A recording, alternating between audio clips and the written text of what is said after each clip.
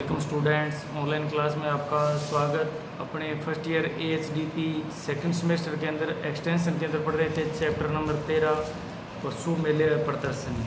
तो अपने पढ़ा था अभी राज्य के अंदर कितने मेले लगते हैं और कितने राज्य स्तरीय मेले लगते हैं। प्रमुख 10 मेले थे राज्य स्तरीय, उनके बारे में अपने डिटेल पढ़ी।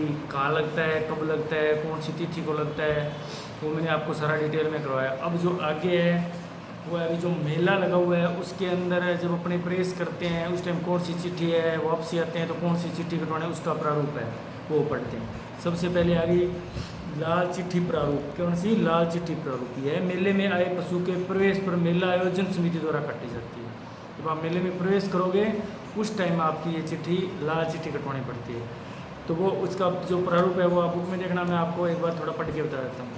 राजस्थान सरकार पशुपालन विभाग राजस्थान, उसमें पशु मेला लिखा होगा आगे, तिथि है, प्रवेश है, पत्र क्रमांक, प्रवेश चौकी, चौकी भी वहाँ आपको बताया था कि चौकी से आप प्रवेश कर रहे हो। पशु मेले में पशु लाने वाले पशुपालक का नाम होगा, उसके पिताजी का नाम, पुत्र, जाति, निवासी स्थान, कहाँ से पशु लाए और कहाँ लेकर जाना है, तहसील, जिला, राज्य आपको पता है। और नीचे लिखा हुआ है क्रम संख्या, पशु का वंश कौन सा है, संख्या कितनी है, 1 है, 2 है, तिथि वापसी की, कब वापस जाना है, विवरण पूरी डिटेल उसके बारे में। ये है लाल चिट्ठी। तो लाल चिट्ठी प्रश्न ये पड़ता है भी कब कटवानी है, जब आप मेले के अंदर पशु की एंट्री करोगे या मेले के अंदर लेकर आते हो। विशेष सूचना, प्रत्येक व्यापारी या पशु के मालिक से अनुरोध है कि मेले में पशु प्रवेश कराने से पूर्व लाल चिट्ठी प्रवेश पत्र प्राप्त कर ले, अन्यथा निकासी के समय निम्नानुसार दंड का भारी हो। अगर आपने एंट्री करते हुए तो वो चिट्ठी लाल चिट्ठी नहीं कटवाई, भरवाई, तो जब आप वापस जाओगे तब आपको उसका जुर्माना लगेगा। यही होते हैं जो सोचते हैं नहीं ऐसे ही करते हैं, कोई 100-200 रुपये जो भी चार्ज लगता है उनका नहीं देना पड़े, तो ये नहीं करना। मेले में ले गए पशुओं के बिक जाने पर इस पत्र में आवश्यक इंद्राज करा लें। अगर मान लो आप लाल चिट्ठी कटवाई आपने और आप मेले में लाए और वो पशु आपका सेल कर दिया आपने, तो उसका एंट्री करवा ले भी ये पशु लाए तेरी इतने में बिक गया। चराई हेतु बाहर ले जाने वापस लाने हेतु इंद्राज अवश्य करा ले, अन्यथा मेले पर देय हो जाएगा। यानी कि अगर आप मान लो पशु ले आए हो, मेला 2-3 दिन चलता है, आप चराई के लिए बाहर लाना जाना चाहते हो तो लाल चिट्ठी में एंट्री करवा लें। अब इसके नीचे दिए हुए है किस समय संख्या पशु जो बिका है, कितने पशु आपके बिके हैं। सफ़ेद चिट्ठी, अब आगे अपने बात करते हैं सफ़ेद चिट्ठी प्रारूप। अभी पढ़ी थी लाल चिट्ठी प्रारूप, अभी सफ़ेद चिट्ठी प्रारूप। यह मेले में आए पशु के क्रय विक्रय पर मेला आयोजन समिति द्वारा कटे, वो तो थी एंट्री की। और सफ़ेद चिट्ठी है, इसमें आपने पशु खरीदा है, बेचा है, उसकी एंट्री होगी। तो रसीद पशु क्रय विक्रय यह ले किया जाता है कि मैंने नाम आपका, विक्रेता, आपके पिताजी का नाम, निवासी, तहसील, जिला, पशु संख्या, वंश विवरण, तहसील, कितने रुपये में बेचा है या खरीदा है, ये सारी डिटेल होगी। ठीक है। अब है रवाना प्रारूप। यह मेले में आए पशु के मेला स्थल से रवानगी पर मेला आयोजन समिति द्वारा काटी जाती है। लाल चिट्ठी थी तब तो आप एंट्री की, सफ़ेद क्रय विक्रय के लिए। अब रवाना, रवाना का मतलब जब आप वहाँ से रवाना वापस जा रहे हो तब वो उसी के अंदर सेम वो सबसे बात है, ये प्रारूप है। तो इस तरह से आपको ध्यान रखना है लाल चिट्ठी कब कटवानी है, सफ़ेद कब कटवानी है, रवाना कब कटवानी है। अब आगे अपनी प्रदर्शनी। अभी तक अपने पढ़े थे मेले, मेले के बारे में पढ़ा था सिर्फ, कौन सा मेला कहाँ लगता है, कब लगता है। मेलों का आपको पता ही है, पशुओं के लिए लगने वाले मेले थे, उसमें क्या क्या काम है। राजस्थान सरकार द्वारा सारी सुविधा की जाती है, व्यवस्था बनाई जाती है, अच्छे किस्म के पशु लाए जाते हैं, खरीद फरोख्त होती है, सारी बात पड़ी थी। अब है प्रदर्शनी। आपको पता है मेलों के अंदर मेले तो लग रहे हैं, उसके अलावा प्रदर्शनी भी लगती है, बहुत सारी स्टॉलें, दुकान वगैरह लगी जाती है, तो वो प्रदर्शनी, उसके बारे में पढ़ते हैं अपने। यह एक ऐसी प्रक्रिया है जिसमें किसी विशेष स्थान पर लोगों को दिखलाने के लिए तरह तरह की चीज़ें एक जगह रखी जाती है। प्रदर्शनी, मान लो आप कहीं मेले में जाते हो तो वहाँ पर जो स्टॉल बनी होती है, छोटी छोटी दुकानें बनी होती है, उनका मतलब ये है प्रदर्शन, यानी कि जो अपनी जो उत्पाद है उनका प्रदर्शन करना। उनके अलावा बहुत सारे जो क्षेत्र हैं उनका अलग अलग उद्देश्य होता है कि हमें इस उद्देश्य से लोगों को बताना है। क्यों? मेले में एंटरटेन भी होता है, क्रय विक्रय भी हो गया, प्रदर्शनी भी लगती है, तो उस बहाने लोग ज़्यादा से ज़्यादा आते हैं और उनको ज़्यादा से ज़्यादा बातें बताई जाए वो प्रदर्शनी के माध्यम से। सामान्य अर्थों में एक प्रदर्शनी चीज़ों के चयन की एक संगठित प्रस्तुति है, प्रदर्शन है।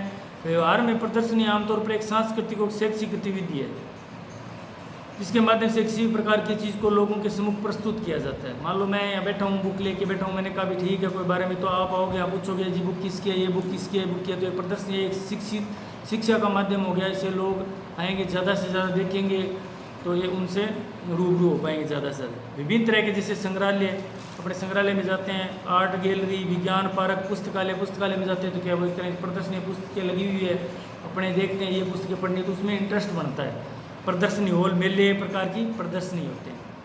प्रदर्शनी विभिन्न विषयों के संबंध में आयोजित की जा सकती है। प्रदर्शनी का विषय अलग अलग है, अलग अलग उद्देश्य होते हैं, उनके अलग अलग लक्ष्य है। इसका मूल उद्देश्य लोगों को विभिन्न प्रकार से जागरूक बनाना है। मूल जो टारगेट है वो यह भी लोगों को जागरूक करना, चाहे वहाँ पे 20 तरह की प्रदर्शनी है, चाहे 50 तरह की प्रदर्शनी है, उनका सभी का मुख्य टारगेट यही है कि लोगों से ज़्यादा लोगों को जागरूक किया जाए। पर आजकल प्रदर्शनी में भाग लेना किसी भी कंपनी की बाजार योजना का एक महत्वपूर्ण हिस्सा बन गया है। प्रदर्शनी नए उत्पादों को प्रदर्शित करना, मान लो किसी ने नया प्रोडक्ट बनाना है तो उसका प्रदर्शन हो गया। स्वागत करने, नए ग्राहकों से मिलने का अवसर प्रदान करती है, पुराने ग्राहकों के साथ चर्चा होती है। प्रदर्शनी के माध्यम से प्रतियोगियों की बाजार रणनीति वे कैसे कार्य कर सकते हैं, इनका पता लगाया जाता है। अब देखते हैं अपने कौन कौन सी प्रदर्शनी विभिन्न विषयों पर। जैसे किसान प्रदर्शनी, मान लो एक शॉप है, उस पर स्टॉल लगा दी, मेज़ वगैरह लगा, किसान प्रदर्शनी है, 5-4 किसान बैठे हैं, लोग आएंगे, उनसे बात करेंगे, गोष्ठी होगी, चर्चा होगी, तो वो किसानों की होगी। किसके बारे में? सिर्फ एग्रीकल्चर के बारे में। विज्ञान प्रदर्शनी, नई नई टेक्निक है, विज्ञान के उपकरण है, उनकी प्रदर्शनी। वाहन प्रदर्शनी, सांस्कृतिक, व्यापारिक प्रदर्शनी, व्यवसायिक प्रदर्शनी, स्वास्थ्य प्रदर्शनी, खाद्य प्रदर्शनी। तो ये सारी प्रदर्शनी है, अलग अलग क्षेत्र हो गए, इनके अलग अलग विषय हो गए। जैसे खाद्य प्रदर्शनी है तो वहाँ पर सिर्फ खाने पीने की चीज़ों की प्रदर्शनी है। स्वास्थ्य से संबंधित है। व्यवसायिक यानी कोई बिजनेस से रिलेटिव है। व्यापारिक प्रदर्शनी होगी, सांस्कृतिक प्रदर्शनी होगी। ये आप मेलों में जाते हो, आप देखते हो, ऐसी तो नहीं है अभी एक खाद्य प्रदर्शनी है तो पूरी मेले में खाद्य होगी, नहीं। ये एक प्रदर्शनी। पशु प्रदर्शनी होगी, कोई इलेक्ट्रॉनिक प्रदर्शनी होगी, हैंडीक्राफ्ट प्रदर्शनी होगी।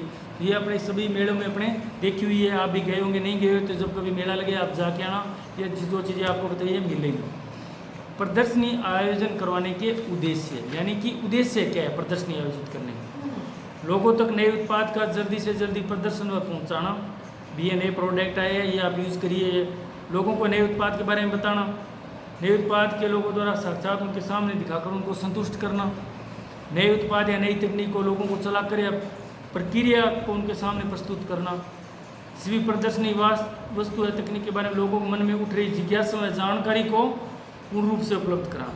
मान लो कोई नई चीज़ है, आते हैं, हाँ जी किया मणि किया चाली के, जो भी XYZ बातें पूछते हैं तो उनकी जिज्ञासाओं को, संपूर्ण जिज्ञासा को शांत करना, बताना। किसानों को फसलों की नई तकनीक नवाचार की जानकारी देना। किसानों को विशेष रूप से फसल प्रबंधन की जानकारी देना। मौसम परिवर्तन को देखते हुए किसान कैसे अपनी फसल प्रबंधन का मैनेजमेंट बताना। पशुओं को प्रबंधन, किसान को नई बीज की वैरायटी के बारे में बताना और उनको बताना भी हमने यूज़ की थी, इस तरह से ये बहुत तरीके हैं, ये फ़ायदा है प्रदर्शनी। पशुओं की विभिन्न नस्लों की जानकारी देना। परीक्षा में काम ली जा रही तकनीकों के बारे में बताना। पशु प्रबंधन और पोषण की विस्तृत जानकारी उपलब्ध कराना। पशुपालकों को अपने पशुओं के उत्पादों के क्रय विक्रय हेतु सलाह देना। तो ये बहुत सारे उद्देश्य हैं। तो आपको ये नहीं है अभी पहला उद्देश्य लगे रटना मान लास्ट तक। अब ये बेसिक बातें हैं जो आप चाहे 2.5 नंबर में प्रश्न आए, 2 नंबर में, 5 में, आप मैं ये करूँ कॉमन सेंस से कर सकते हो इसे। तो एक बार पढ़ लोगे तो आपको थोड़े पॉइंट दिमाग में रह जाएंगे भी ये पॉइंट बनते हैं प्रदर्शनी में, उद्देश्य क्या है वो उद्देश्य बता दें। नहीं तो आप कोई बेड़ा दिमाग में ले आना। तो देख एक और बताता हूँ, जब आप देखी हुई चीज़ें वो भूलते नहीं हो, मेलों में जाना कभी तो फिर आपको वो चीज़ याद रह जाएगी और परीक्षा में आपका प्रश्न अगर आएगा तो गलत नहीं होगा। विभिन्न मूलतः पशुपालन विभाग की ओर से विभागीय योजनाओं को विभिन्न तरीके से प्रदर्शित करवाना। मान लो पशुपालन विभाग राजस्थान सरकार की जो योजनाएं हैं उनको मेले में प्रदर्शनी के रूप में बताना। विभिन्न पशु प्रतियोगिताओं का आयोजन कर पशुपालकों को उन्नत नस्ल व उच्च उत्पादन क्षमता वाले पशुओं का प्रदर्शन करना। जो अच्छी किस्म है, नस्ल है, उनके बारे में बताना और जिनका दुग्ध उत्पादन ज़्यादा है उनको बताना भी ये ब्रीड है। इस तरह से आप न्यूट्रिशन पोषण दोगे, रख रखाव करोगे तो दूध उत्पादन बढ़ेगा। तो इस तरह से जो ये प्रदर्शनी है इनके ये उद्देश्य है।